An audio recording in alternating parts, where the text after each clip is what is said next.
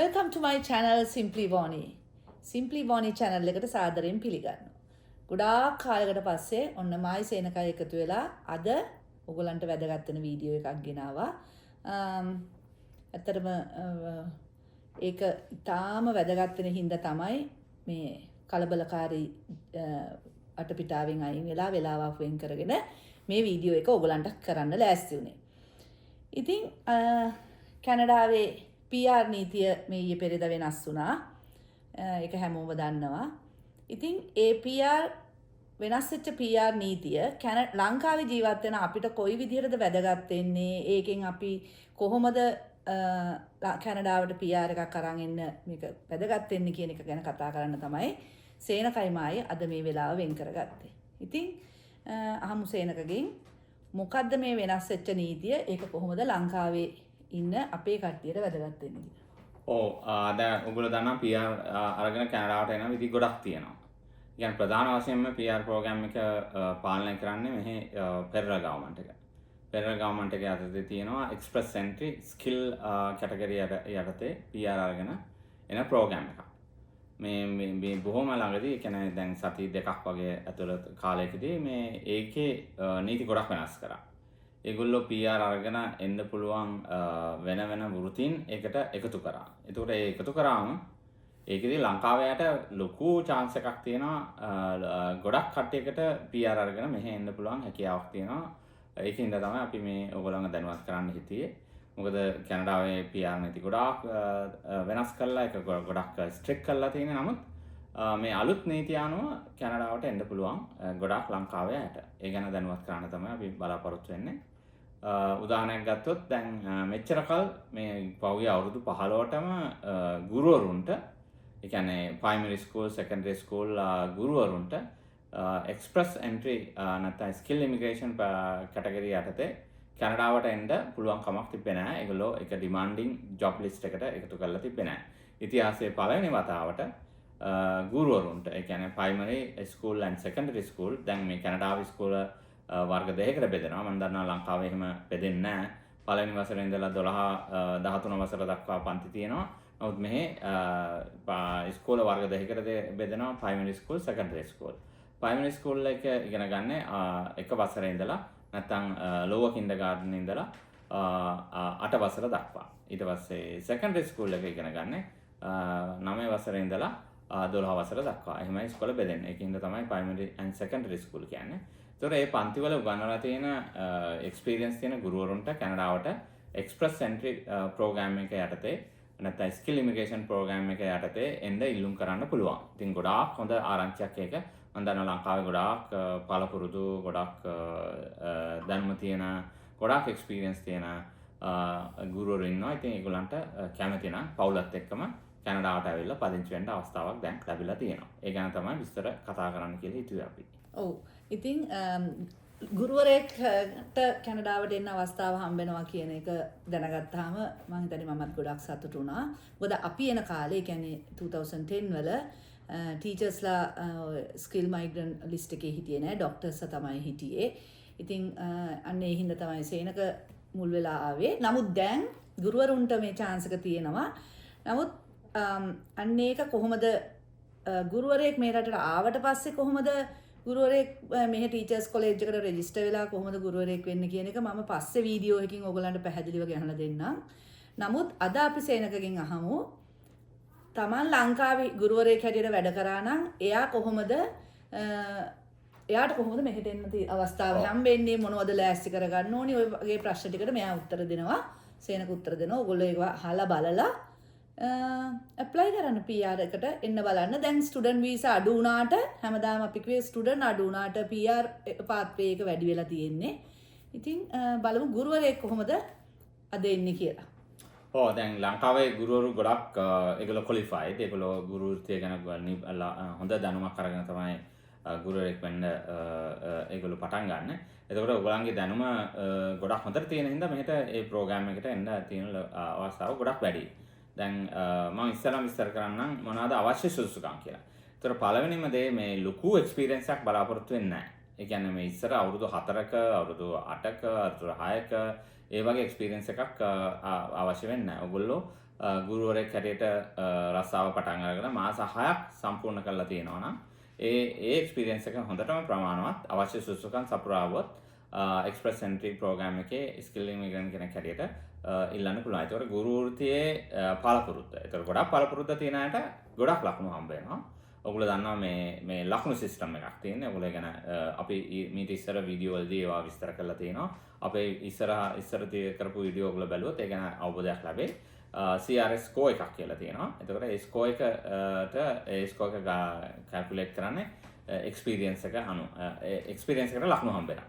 ඊට අමතරව ඔයගොල්ලෝ වෘත්තිමය වශයෙන් ගොඩක් අය හිතනවා ඩිග්‍රී එකක් කරලා එකපාරම ගුරුවරෙක් පාවට පත් වුණ ගාම ගුරු වෘත්තිය ගැන ලොකු දැනුමක් ලැබෙනවා කියලා. ඩිග්‍රී එක ඔයගොල්ලෝ කරන්නේ ඇකඩමික් නොලෙජ් එකක් ගන්න. නමුත් ගුරුවරයෙක් වෙන්න ගුරු පුහුණුවක් ඔයගොල්ලෝ ලබලා තියෙන්න ඕන. කැනඩාව එක ගොඩක් බලාපොරොත්තු වෙනවා. දැන් කැනඩාවේ තියෙනවා ටීචර්ස් කොලෙජ් එකකට ගිහිල්ලා ඒගොල්ලෝ අනිවාර්යෙන් ගුරුවරයෙක් වෙන්න දැනට තියෙන නීතිය අනුව අවුරුදු 1.5 පුහුණුවක් ලබාගෙන ඒ කොලෙජ් එකේ ඩිග්‍රී එකක් කරලා ඊට පස්සේ ටීචර්ස් කොලෙජ් ගිහිල්ලා ඒක සම්පූර්ණ කළා තමයි ගුරුවරයෙක් වෙන්නේ. කලින් තිබ්බේ අවුරුදු 2ක්. දැන් ඒගොල්ලෝ ගුරුවරයෙක් ගොඩක් අවශ්‍ය හින්දා මේ කැනඩාවට ඒක අවුරුදු 1.5 දක්වා අඩු කරා ඒ ප්‍රෝග්‍රෑම් එක. ඒතකොට ලංකාවෙත් ඒ ක්‍රමයම තියෙනවා. ලංකාවේ දැන් උදාහරණයකට ගත්තොත් ටීචර්ස් කොලෙජ් ඔෆ් එඩියුකේෂන් එකේ අවුරුදු 3ක පාඨමාලාවක් කරලා නැෂනල් ඩිප්ලෝමා ඉන් ටීචින් අරගත්ත ගුරුවරුන්ට ලොකු අවස්ථාවක් තියෙනවා. ඒ නැෂනල් ඩිප්ලෝමා ඉන් ටීචින් නැෂනල් එඩියුකේෂන් ඒ කියන්නේ නැෂනල් ඉන්ස්ටිටියුට් ඔෆ් එඩියුකේෂන් එකෙන් ලබා දෙන නැෂනල් ඩිප්ලෝමා ඉන් ටීචින් එක ගොඩාක් මෙහි පිළිගන්නවා. ඒතකොට මෙහි ටීචර්ස් කොලෙජ් එක ඒක පිළිගන්නවා මෙහි ටීචර්ස් කොලෙජ් එකේ දෙන වෘත්තීය පුහුණුවට සමානව. එතකොට දැන් යම්සි ගුරුවරයෙක් ඉන්නවා නම් ටීචර්ස් කොලෙජ් එකට ගිහිල්ලා ඩිප්ලෝමා එකක් තියෙනවා. ඊට අමතරව එයාට උපාධියකුත් තියෙනවා නම් එයාට ලොකු ලකුණු ප්‍රමාණයක් ලැබෙනවා. එයාට ලොකු හැකියාවක් ලැබෙනවා මෙහි ගුරුවරයෙක් හැටියට ඉල්ලුම් කරන්න. එතකොට මෙහි එතකොට ඔයගොල්ලන් වර්ක් එක්ස්පීරියන්ස් එක මාස 6කට වඩා තියෙන්න ඕන. එතකොට ඔයගොල්ලෝ ටීචර්ස් කොලෙජ් එකක ඩිප්ලෝමා එකක් කරලා තියෙන්න ඕන. එහෙම නැත්නම් සමහර යුනිවර්සිටි වල තියෙනවා දැන් ඕපන් යුනිවර්සිටි එකේ ප්‍රෝග්‍රෑම් එකක් තියෙනවා මාස්ටර් ඒගොල්ලන්ට බැචලර් ඔෆ් එඩියුකේෂන් කරන්න පුළුවන්.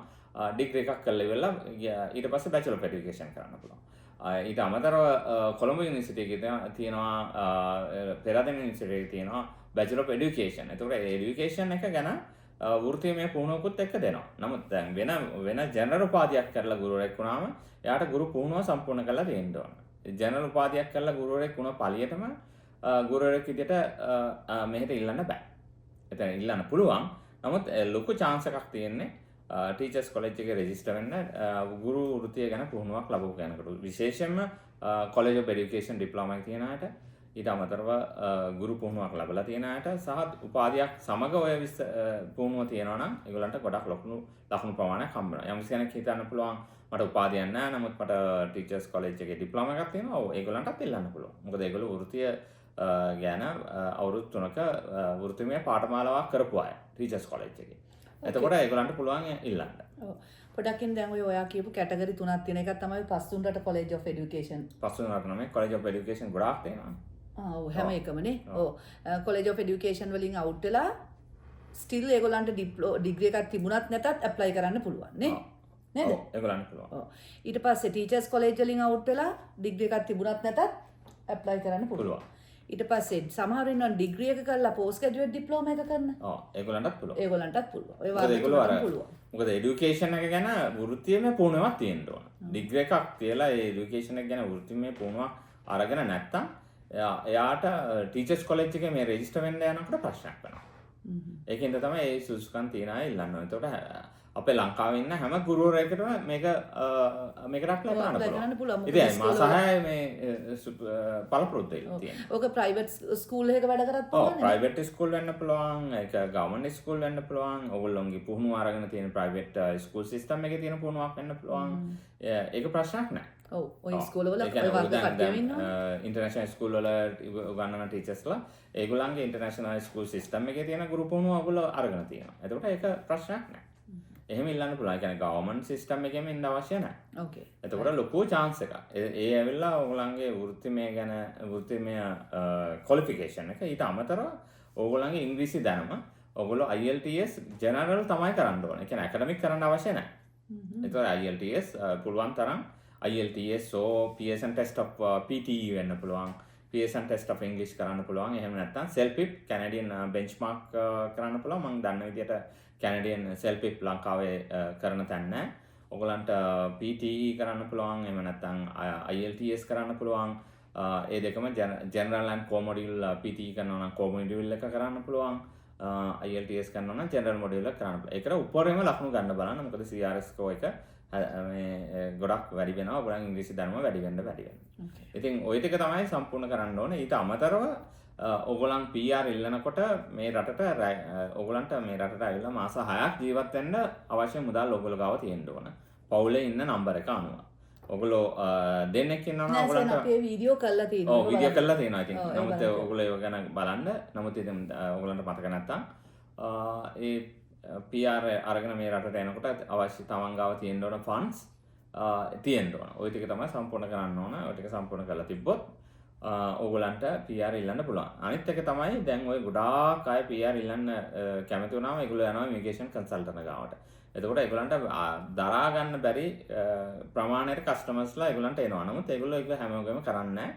මොකද ඒගොල්ලන්ට ඒ තියෙන වර්ක් ලෝඩ් එක දරා ගන්න බෑ. ඒ අතර ඒගොල්ලෝ සිලෙක්ට් කරනවා. ඉතින් අන්නේ ප්‍රශ්නේ හින්දා මම ඔයගොල්ලන්ට දෙන සජෙෂන් එක තමයි ඔයගොල්ලෝ තනියම Citizenship and Immigration Canada කියන වෙබ්සයිට් එකට ගිහිල්ලා ඒකේ තියෙනවා Express Entry Canadian Skill Immigration යටතේ Express Entry අපි ඒ ගැන අධේරයෙන් විස්තර කරලා වීඩියෝ කරලා තියෙනවා. ඔයගොල්ලන්ට කොහොමද Express Entry profile එකක් හදන්න පුළුවන්, කොහොමද කරන්නේ, මොන වෙබ්සයිට් එකකටද යන්න ඕන, කොහොමද කරන්න කියලා අපි වීඩියෝ එකක් කරලා තියෙනවා. අන්න ඒ වීඩියෝ එක බලලා ඕගොල්ලෝ තමන්ගේ ප්‍රොෆයිල් එක ඉස්සෙල්ලා හදාගන්න. මොකද මේ ඉමිග්‍රේෂන් කන්සල්ටන්ට්ලා ඔය හැමෝටම ප්‍රොෆයිල් හදලා දෙන්නේ නැහැ. ඒගොල්ලන්ට ඒක කරන්න බෑ. ලංකාවේ ඉන්නේ බොහොම සීමා සහිතයි. එතකොට කට්ටිය සමහරට සුසුකම් නැති අයත් යනවා. ඉතින් ඒකෙන්ද ඕගොල්ලෝ තනියම ඕගොල්ලන්ගේ ප්‍රොෆයිල් එක හදන්න. Express Entry ප්‍රොෆයිල් එක හදලා ඕගොල්ලන්ගේ සුසුකම් සම්පූර්ණ කරලා මේ ප්‍රොෆයිල් එක තිබ්බම ඕගොල්ලන්ට හම්බ වෙනවා ඉන්විටේෂන් එකක්. ඕගොල්ලන්ට ඉන්විටේෂන් එකක් හම්බ වෙනවා invitation to apply for PR. එතකොට ඕගොල්ලෝ මේ ප්‍රොෆයිල් එක හදලා තිබ්බම අවශ්‍ය කාලෙන් කාලට කැනඩියන් ගවර්න්මන්ට් එක ඩ්‍රෝ එකක් කරනවා. ඒ ඩ්‍රෝ එකේ තියෙනවා මේ ලකුණු. ඒගොල්ලෝ තීරණය කරනවා ඕගොල්ලන්ගේ ස්කෝර් CRS ස්කෝර් එක කීයද කියලා. එතකොට ඒ ඩ්‍රෝ එක ඕගොල්ලෝ ඒ ඩ්‍රෝ එක දිනුවත් ඒ කියන්නේ ඒ ලකුණු ප්‍රමාණයට වඩා ඕගොල්ලන්ට ලකුණු තිබ්බොත් ඕගොල්ලන්ට පුළුවන් PR ඉල්ලන්න. ඒක තමයි PR ඉල්ලන ක්‍රමය. ඉතින් ඉමිග්‍රේෂන් කන්සල්ටන්ට් ගාවට යන්න ඉස්සෙල්ලා ඕගොල්ලෝ ඉන්විටේෂන් එක ගන්න බලන්න තනියම එක හදලා. ඒක ගොඩක් වැදගත්. ඊට අමතරව තව දෙයක් කරන්න කියන අමතක වුණා. ඕගොල්ලන්ගේ තියෙන ක්වොලිෆිකේෂන් අනිවාර්යයෙන්ම World Education Service Canada වලට යවලා ඇසෙස් කරන්න ඕන. World Education Canada කියලා තියෙන ඉන්ස්ටිටියුට් එකක්. ඒක ඇමරිකන් ඉන්ස්ටිටියුට් එකක්. ඒක කැනඩාවේ බ්‍රාන්ච් එක. ඒකට යවන්න ඕන ඕගොල්ලන්ගේ ට්‍රාන්ස්ක්‍රිප්ට්, ඕගොල්ලන්ගේ ඩිග්‍රී, ඕගොල්ලෝ කරලා තියෙන ප්‍රෝග්‍රෑම්ස් ඒක යවලා ඒගොල්ලෝ කරන්නේ මේ සුදුසුකම ඔයාගේ සුදුසුකම කැනඩාවේ සුදුසුකමට සමාන කරන එක. ඒ රිපෝට් එක අත්‍යවශ්‍යයි PR ඉල්ලනකොට. ඉතින් ඒකත් කරන්න ඕන. එතකොට ඔයගොල්ලෝ IELTS කරන්න ඕන. එහෙම නැත්නම් Pearson test of English කරන්න ඕන. එහෙම නැත්නම් ඔයගොල්ලෝ කරන්න ඕන මේ ඔයගොල්ලන්ගේ CN සුදුසුකම් සේරම World Education Service එකට යවලා ඒවා ඇසස් කරගන්න ඕන. ඉතින් ඔන්න ඔයගොල්ලන්ට හොඳ ආරංචියක් ඇවිල්ලා තියෙනවා. අද අපි මේ වීඩියෝ එකෙන් කරේ ටීචර් කෙනෙක්ට අලුතෙන් ඇඩ් කරපු ටීචර්ස්ට කොහොමද එන්නේ කියන එක පොඩි හැඳින්වීමක් කරන්න. ඒ කියන්නේ අපි ටීචර්ස් කොලේජ් ගිහින් තියෙනවා නම් නැත්නම් කොලේජ් ඔෆ් এডুকেෂන් වලින් අවුට් වෙලා තියෙනවා නම් නැත්නම් යුනිවර්සිටි ගිහිල්ලා පෝස්ට් ග්‍රැජුවේට් ඩිප්ලෝමා එක කරලා මාස 6ක වර්කින් එක්ස්පීරියන්ස් එකක් තියෙන ටීචර් කෙනෙකුට පුළුවන් IELTS කරලා ජෙනරල් කරලා නේ කරලා Tamanට අවශ්‍ය සල්ලි ටික හොයාගෙන තමන්ම එක්ස්ප්‍රස් එන්ට්‍රි ප්‍රොෆයිල් එක හදලා ඉන්විටේෂන් එක ගන්න කියන එක තමයි අද අපි මේ කියලා දුන්නේ ඕගොල්ලන්ට. ඒ කියන්නේ දැන් ඉන්විටේෂන් එක ගත්තම ඕගොල්ලන්ට මේ ඕනම කන්සල්ටන්ට් කෙනෙක් බාරගන්නේ ඕගොල්ලන්ගේ PR එක හදලා දෙන්න. නමුත් ගොඩාක් කන්සල්ටන්ට්ලා බාරගන්නේ නැහැ. මේ ඒගොල්ලෝ ගියාම ගොඩක් වෙලාවට කල් දදා ඉන්නවා එක්ස්ප්‍රස් එන්ට්‍රි ප්‍රොෆයිල් එක හදාගන්න. ඒක කරන්න යන්න එපා ඔයගොල්ලෝ කන්සල්ටන්ට් එක්ක. ඔයගොල්ලෝ ඉන්විටේෂන් එක ගන්න. අපි මම දැන් මේගොල්ලන්ට යටින් ලින්ක් එක දාන්නම්. අපි මීට කලින් වීඩියෝ එකක් කරලා තිනවා. ටිකක් දිග වීඩියෝ එකක්. මොකද ඒක එච්චර දිගට කරන්නම වුණා.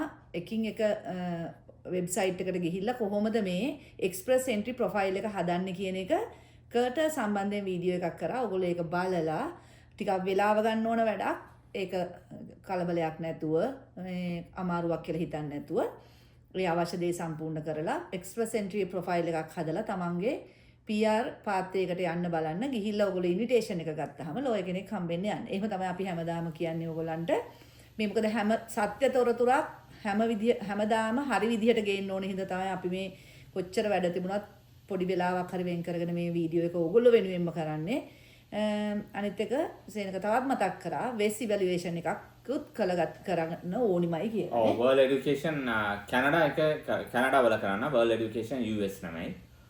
ඒකේ ඔයගොල්ලන්ගේ ප්‍රොෆයිල් එකක් හදලා ඔයගොල්ලන් ට්‍රාන්ස්ක්‍රිප්ට් එකේ ඉඳලා ගෙන්නුවාම ඒක ඉවලුවේට් කරලා දෙනවා. ඒක දාන්න ඔයගොල්ලෝ මේක ඉමිග්‍රේෂන් පර්පස් කියලා. ඒ කියන්නේ এডুকেෂන් පර්පස් උත් කරනවා. course by course evaluation කියලා. නමුත් ඉමිග්‍රේෂන් පර්පස් ඔයගොල්ලෝ ඉල්ලුවාම ඒගොල්ලෝ කැනඩාවට ඒක සමාන කරලා දෙනවා. ඒ රිපෝට් එක අත්‍යවශ්‍යයි. ඒ රිපෝට් එක ඕන එක්ස්ප්‍රස් එන්ට්‍රි ප්‍රොෆයිල් එක හදන්න. ඒකින්ද ඒකට වෙස්ට් කැනඩා වලට ඇප්ලයි කරන්න. ඉතින් මොන හරි ප්‍රශ්නයක් තියෙනවා නම් අහන්න පුළුවන් වෙච්ච වෙලාවක උත්තර දෙන්නම්. ඉතින් මේ වීඩියෝ කරන වීඩියෝ හැමතිස්සෙම ප්‍රයෝජනවත් වෙන බව මම දන්නවා. මොකද මේවා බලලා මේවෙන් ප්‍රයෝජනෙ අරගෙන මාව හම්බෙලා මේ රටට ඇවිල්ලා අපිත් එක්ක එකට ඉන්න කට්ටිය දැන් ගොඩාක් ඉන්නවා. ඒව තමයි අපි මේ වීඩියෝ වලින් බලාපොරොත්තු වෙච්ච දේ. නැතුව මුදල් අනම් කිසිම දෙයක් නෙමෙයි. ඒකින්ද ඔන්න ඕගොල්ලන්ට ගුරුවරයෙක් නම් මේ රටට එන්න අවස්ථාව ආවට පස්සේ මොකද වෙන්නේ කියලා පියවරෙන් පියවර මං කියලා දෙන්නම්. මොකද ඒක මගේ ෆීල්ඩ් එකේ හින්දා. ඉතින් අද වීඩියෝ එක මෙතනින් නවත්තනවා. ඕගොල්ලන්ට ඉස්සරහටම අපි ගේනවා තවත් වැදගත් වෙන වීඩියෝ එකක්. ඉතින් ඕගොල්ලන්ට සුබ දවසක් කියලා ප්‍රාර්ථනා කරනවා. බයි.